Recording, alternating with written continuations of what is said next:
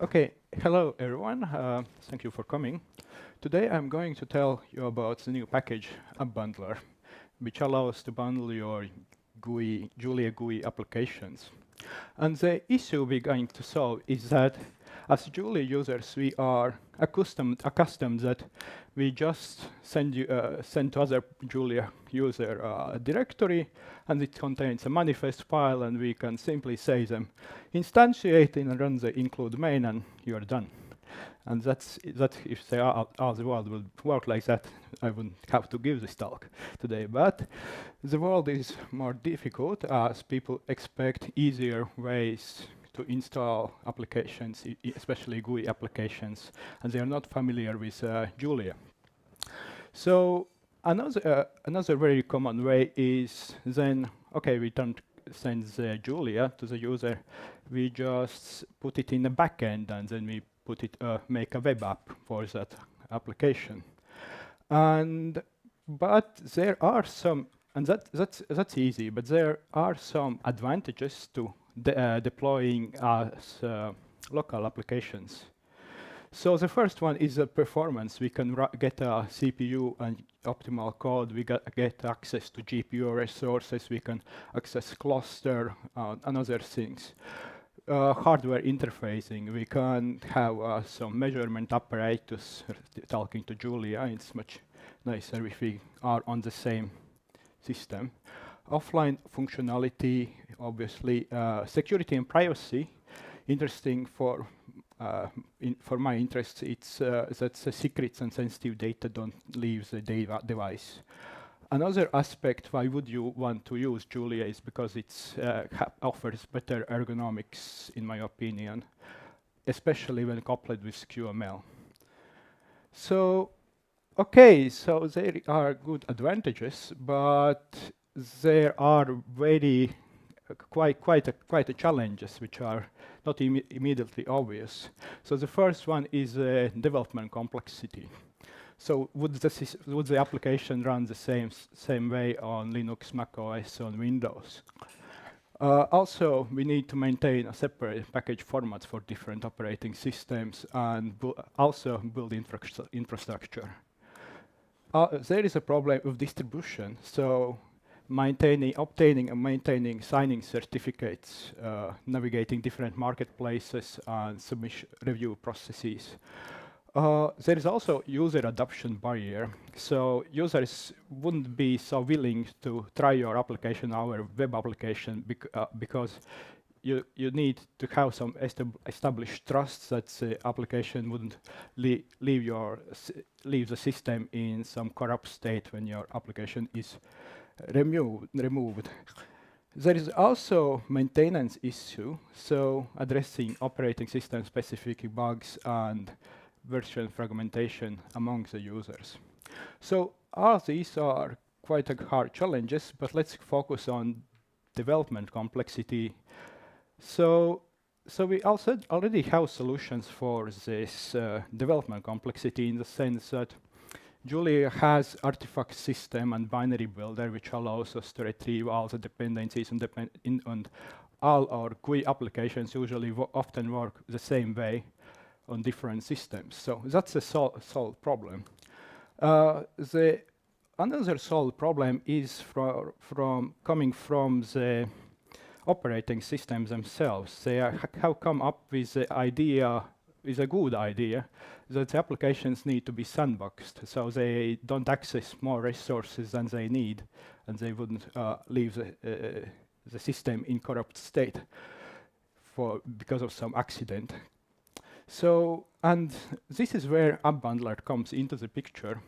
AppBundler vendors package dependencies and artifacts, so and offers post-processing scripts, so these applications bundles can be formed. And lastly, the deployment complexity can be significantly lowered if we use some continuous integration tool like GitHub Actions to create and finalize created bundles. Alternatively, the bundles can be sent over SSH as they are self-contained and finalized on the respective systems. The later is how it's actually used and debug these bundles. So the next step is to talk about the compilation. So we know that especially GUI frameworks are notorious of the time to first X time to when something shows up. So and historically the solution was to use sysimages for that. So with that we had a package compiler, and it was related to the previous attempts to bundle applications with application builder. But since Julia 1.9, the package images became cached, and with Julia 1.11, now they are relocatable. And this is why it's interesting for also as alternative to sysimages. And also PKG images are more tested, and this was and the compilation process is more transparent, and we see the loading, how it compiles, and this is actually the main point why actually I chose PKG images, because the QML at the time didn't work with the package compiler, and as I not proficient at C++ and not willing to learn it, I chose package images as a solution for the problem. So, but neither, it's important to mention, neither method offers cross-compilation support, and that must be combined with final compilation must be combined with finalizing the bundles on the hosts on the corresponding systems where they are built. And this is not much of issue because signing of the bundles happens. Usually the tools are not available to the one system, like signing the bundles. They are only available on the one of the systems. But things are improving with macOS. I have seen that the Rust people have managed to make quite a good tooling for being able to bundle applications on Linux for macOS on Linux. So, but there is no I haven't seen this much on the Windows bundles itself. So now it's a demo part of the talk, and let's make some bundles. Okay. So let's see how I can increase the font, increase the size. Let's see. So what we are going to do is I have created a demo repository and added to the schedule, and what it contains is 3 post-processing scripts and 2 applications we are going to discuss here. So the JuliaCon application is there is nothing much in there. It contains a manifest file and project file and main.jl, and in the meta we have a build file. Let's check that the application works as expected. So how we do it? We just start it in the corresponding project folder. Project folder, yeah. And so what we do next? If we would transfer this folder to other system, we would instantiate it, but it's already instantiated. So, and then we can run the main.jl, and we get that the JuliaCon application works. So, and this is all that's needed. So we can now bundle it. So there in the meta folder, I have a build script for it. So let's start it in a project meta, and in the meta, let's start the build.jl script. And let's open this build.jl script and discuss what it do. So what we have is that from the AppBundler package, we have a single function which we are going to use, the bundle app. And the bundle app, the first parameter is a platform parameter, which contains architecture, and also optionally you can put the Julia version. If Julia version is not specified, it takes the Julia version, checks Julia version from the build environment which you are executing the build. So you get exactly the same thing as you just run the main GL.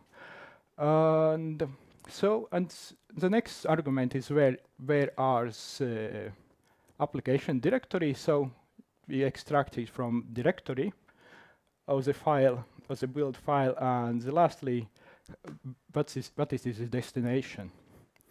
And okay, so we have finished the build, and we can proceed with finalization steps. So let's go to the corresponding finalization, where the finalization files happen, and execute make dmg GTK app. Let's see. So we get so after the build, we get four build objects, and we want to build it for macOS. So GTK so ARM64 application, and okay, so it works. And since it's going to precompile, it takes a little bit while. We are going to install the snap bundle which we created as well. So we have these 3 files, and we can install the snap bundle. We snap install dangerous GTK ARM64 snap. Okay, and we put in a password.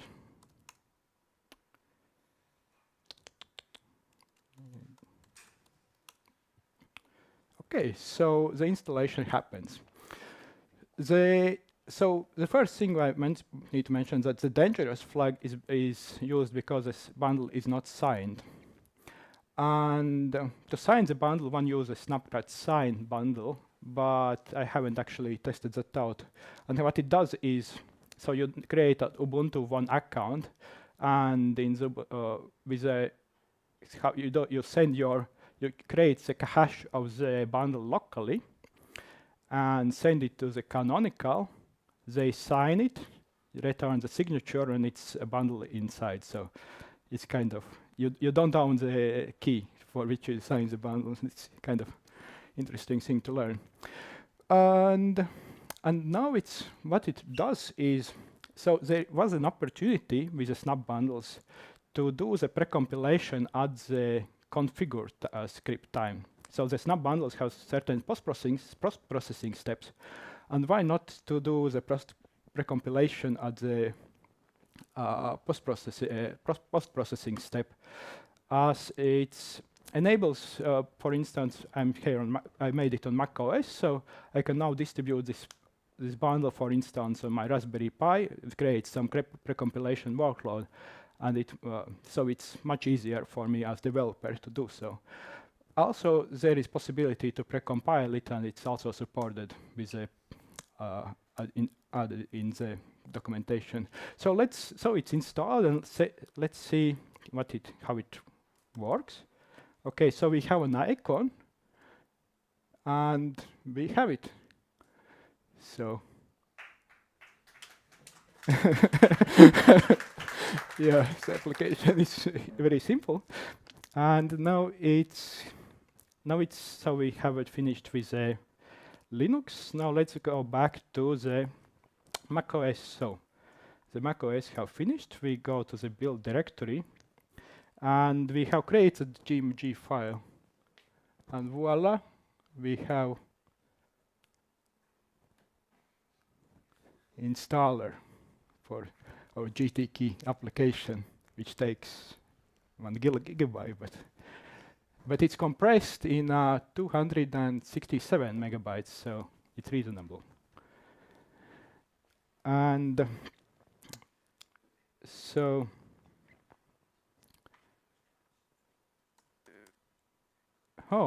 it's not there. Okay, it's here, and let's test it out. The first time it tries to verify all the signatures and all the things, so it takes a little time. When we try it again, we will get it instantaneously. So, and I want to show also a more complex application, which is built in a QML. And this is a piece-founder client application for a voting system I developed, and I will be showing a demo tomorrow at the industrial talk section. So it is fairly complex. It has a storage of the directory. It uses actually quite nice QML feature, QML nice features. It has shadows and yeah, thanks to the QML package, it's possible to make it to make actually quite nice applications in Julia. So, and we saw that it opens only in 3 seconds, and so it's fairly reasonable and can be reduced if it's more optimized in that way.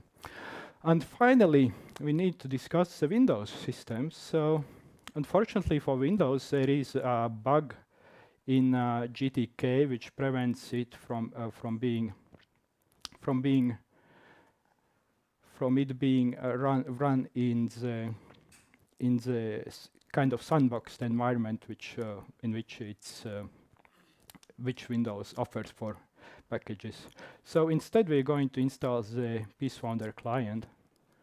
And what happens? So you see, we press install button, and it installs actually quite quickly, and we see that it uses all system resources. So this is something which will going to be its future watch, which needs to be improved with the sandboxing.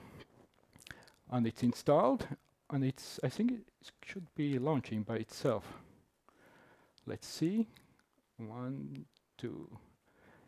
It's I had a splash screen idea initially, which would you program making a OpenGL, but why doesn't it have? So okay. So first time it takes a little bit time because it also tries to verify the signatures of the application. But afterwards, I have measured that it takes around 8 seconds, and this is in a virtualized environment. So it's also kind of reasonable. And if you implement some splash screen, it's even more can be even more appropriate for different contexts. So we have made these bundles, and let's discuss what actually happened with the post-processing scripts. So make DMG script, which I used, is first execute precompiles, and the precompile file is in the bundle itself. So also the launcher is formed, and the launcher is needed because macOS wants to put the signatures inside the executable, and the bash script cannot be executable, is not executable. So how it's worked around that, I make executable that points to the bash script, and everything is fine. So it's code signing, and the code signing includes entitlements. Entitlements specify how the application is going to be sandboxed. So this is also put into the bundle for convenience, and also the neat installer made with a DMG build. So that's how the make DMG works. The snaps. So the snaps, as we discussed, needs to be installed generally with a classic flag, because the application also for GTK application there is possibility to make a recipe for I managed to make to run in a sandboxed environment. But general for QML application, I need to use a classic flag as it use in that environment. So configure hook and alternative to waiting to post how during the precompilation during installation it's possible to precompile it and also it's possible to sign. So when it's signed, then one can install with graphical installer. And lastly, with with Windows, we have a precompile script, and we need to change the subsystem for the LLD executable and Julia executable, because otherwise, when you open the GUI application, you get the terminal window open. But when you change the subsystem, you no longer cannot execute the application in the terminal, so it's quite a pain in that sense. Then the archive needs to be formed with make appx back command and then the sign tool, sign. All these three tools one needs to find, install on their Windows system separately, and it's a bit of pain comparing to what you are used to in Linux or MacOS. So, but when you have it, you make an aliases for them and they work decently. Some tips which you can use to make your applications better is you can use the precompile tools to precompile the startup of the application on the workload. This is how actually what I actually use is in the QML application I showed you. You might need to use relocatable folders. I stumbled on the issue that I didn't have the QML files after I relocated them. When you debug the bundles on the Windows, you don't need to make them final bundles. You can make the directory structure and use the add appx package register command. And so this is, and while using it, you can change the source files of the directory, and they will be reflected on the bundle. And similarly, on Ubuntu, you use a snap try application and snap run shell, where you get into the exact confined environment how the application sees it. So the final thing we need to talk about is customization. So the customization is enabled with the recipe system. Every recipe is made of a list of rules executed sequentially. And the rule specifies files that need to be moved from the origin to the destination. And if the destination already contains the files, by the previous rule, it's skipped. And this is useful when I have a flat directory structure, which are the rule and the bundles are very hierarchical directory structure, and you can make put files in hierarchical directory structure, and that will take precedence on the flat directory structure files. And also, this is a customization option that if a rule origin exists in app folder, it is taken from the default folder from the AppBundle recipes. So what I can show you is a little bit what it looks like. So let's get into the Emacs, GTK. So AppBundler. Need to make some both. So yeah.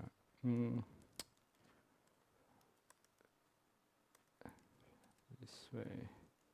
So I have a meta folder in the AppFounder client, and you see there's quite many overrides.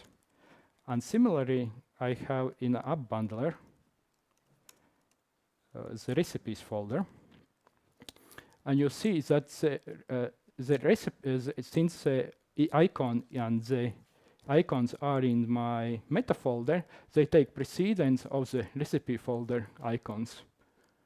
And similarly, I have configuration for different files in I override the snap YAML file, override init file, startup file. I also override the precompilation startup file.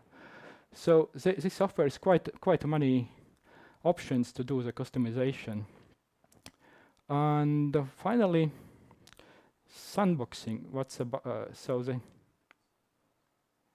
sandboxing? So the first thing is that your user data is stored in the user data environment variable, and on macOS it's there, Linux there, Windows there, and additionally there is user data cache directory is put as a first entry as a depot path in case some additional files are generated, and so they don't spoil the system. And so one thing which will be Linux and Windows, these are contain sandboxed directories. On macOS they are not sandboxed because I haven't managed to get to use this directory. You need to have entitlement sandboxing enabled in entitlements, and there is a issue with starting GUI applications in that environment. So applications marketplace often expects the applications to use the last number of system resources to get for favorable reviews. So, but currently none of the recipes works. So macOS application loads, but is unresponsive to input. AppBundler.jl does not work with QML and GTK, but works with GLFW in the snub containers. It's snub bundles. So I don't know what's happening there. And the Julia doesn't load in Windows in the sandboxed mode, but there is good progress made in the issue, where the idea is that you need to load every DLL separate before you start Julia process separately. And yeah, there are some interesting things which can be done on the hackathon project. You can get in touch if you want. We can write a GitHub action that automatically bundles applications when the new version is tagged. So this would really make my work a lot easier. Some people might prefer flatpacks, so flatpack recipes can be made with the same system, which not very complex I have made. And yeah, adding a package compiler, super, but I don't know what's going to happen with the Julia compiler. So in the future, so builder, this is going to be relevant. So and this is the end. So perhaps questions and